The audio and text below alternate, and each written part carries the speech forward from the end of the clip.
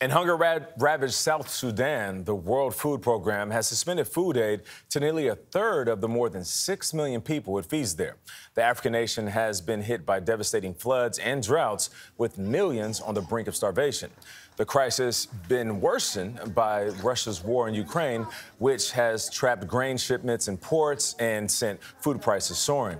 As Debora Patta shows us, the cuts in food aid are having devastating consequences on children in South Sudan. There hasn't been much to sing about for months in the village of Kuerie. But all that could change today. A marriage is on the cards. Wearing a green dress and an ill-fitting wig, bride-to-be Nyakuath Manyuan is treated like royalty. She can save this community from starvation. But it comes at a terrible cost. The bride is a child. She is just 14 years old. 2 months ago, Nyakuath had a future beyond this village. She was in school, where she received not only an education, but a meal once a day. And then that school feeding scheme came to an abrupt halt.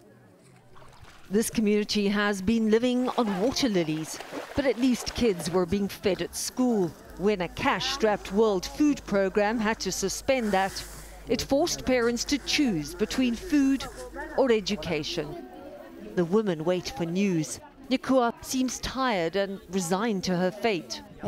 I know I'm young, she says, but I want my family to survive on the dowry they will get. Under a nearby tree, the men are negotiating the bride price. Her father, Manyuan Karena, lays out his sticks. Each one represents a cow. He wants 100 in exchange for his daughter. She's a child. How does it make you feel as a father? It hurts, her father says. The cows we are getting are hardly worth it. But we are afraid we don't have anything to eat. After several hours, a deal is struck. The cowbells ring, but times are tough.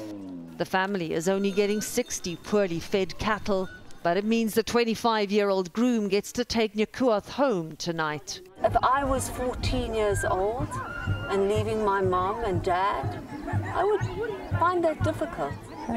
No, it will never be difficult, she says, because I want them to be alive.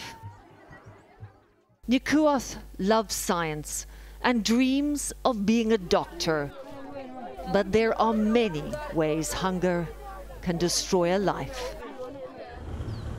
It costs just $15 a month to feed a school child here. That's the equivalent of 4 to 5 cups of coffee, and it ensures an education. For CBS Mornings, Debora Patta, Juba, South Sudan.